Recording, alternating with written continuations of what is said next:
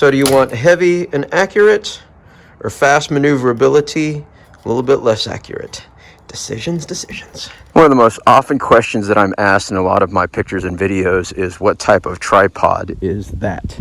This is a Manfrotto head unit with an old school aluminum heavyweight tripod here that's no longer in existence. I bought it from a TV station that was selling it on Craigslist for about 25 bucks. This thing is designed to hold basically a 550-pound video camera. So that's telling you this system is very heavy, but what comes with that is extreme accuracy. And I've also got a hog saddle mounted onto here.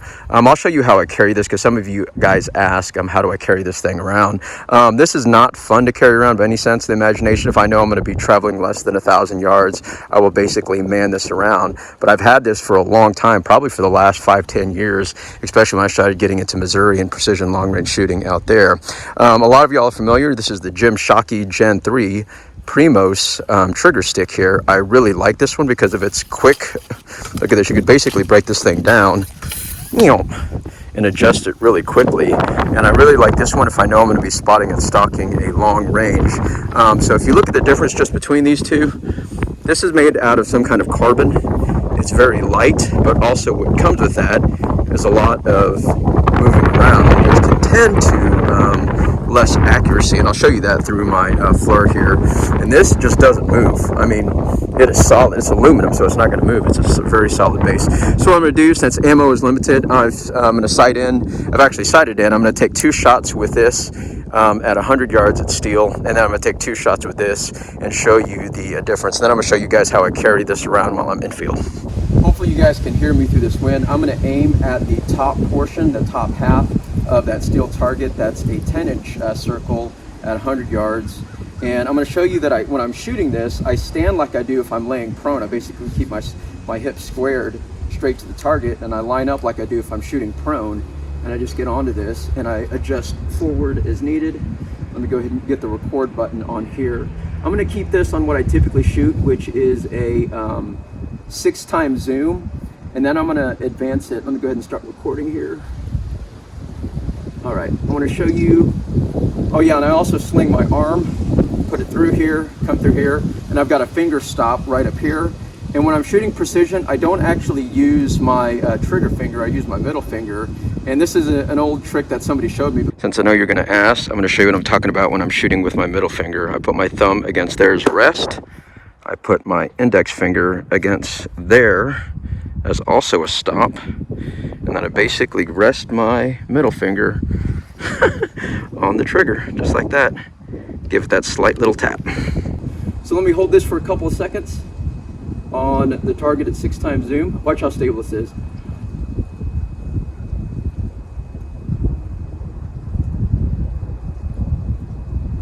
A little bit of wind, a little bit of sway. Let me do this again. Fire. Fire. All right, now let me go ahead and take 2 shots. I'm going to zoom this up to 12 times, and then you could really see the sway. And I'll actually shoot this time.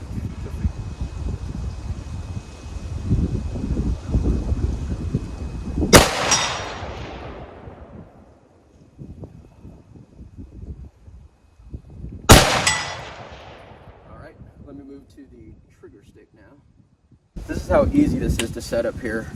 And I'll face this so y'all can see. Throw it up this way.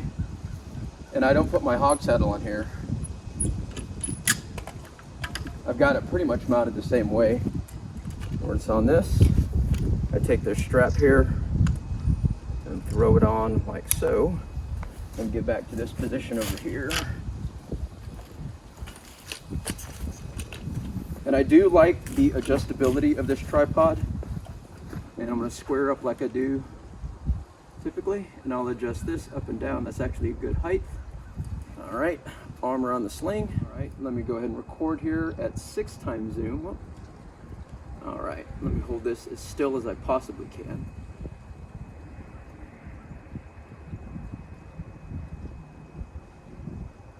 You can tell it sways a little bit more.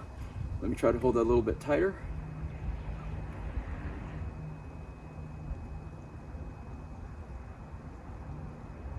All right, let me go ahead and zoom it up and I will take the shot here.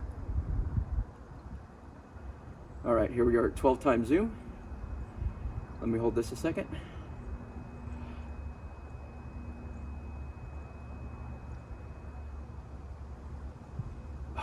All right, now I'll take the shots.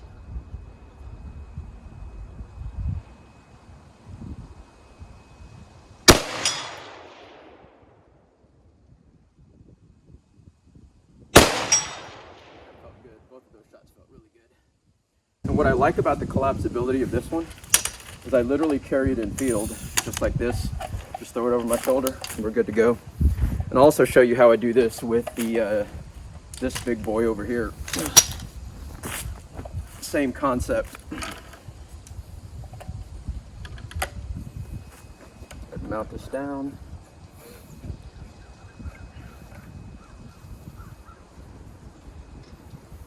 Yeah, that thing's not moving. When I carry it in the field, I basically loosen up those two knobs, throw it over my shoulder, we're good to go. And this never comes off. I've never had an issue of that thing's coming off of there. So we'll go down there and take a look at this target. Here are my up-close results of the two shooting systems. This is the Manfrotto tripod with the hog saddle and the Primos trigger stick here, Gymshockey trigger stick. I'll go up the hill and measure that. It looks like we are at 1 and let's just call it 3/4 with the Manfrotto tripod head unit and the hog saddle, and with the Primos Gymshockey trigger stick. Come on, let's just call that 2 1/4 inch. So do you want heavy and accurate or fast maneuverability, a little bit less accurate? Decisions. Here's a 5-second split screen view in real time. This is the same 5 seconds at 50% speed. You may have to watch it a few times, but the Manfrotto drifts less than 5 to 6 inches at 100 yards, while the Primos drifts 8 to 9 inches at the same distance. Have a safe, blessed New Year's, and stay tuned for my 2021 adventures.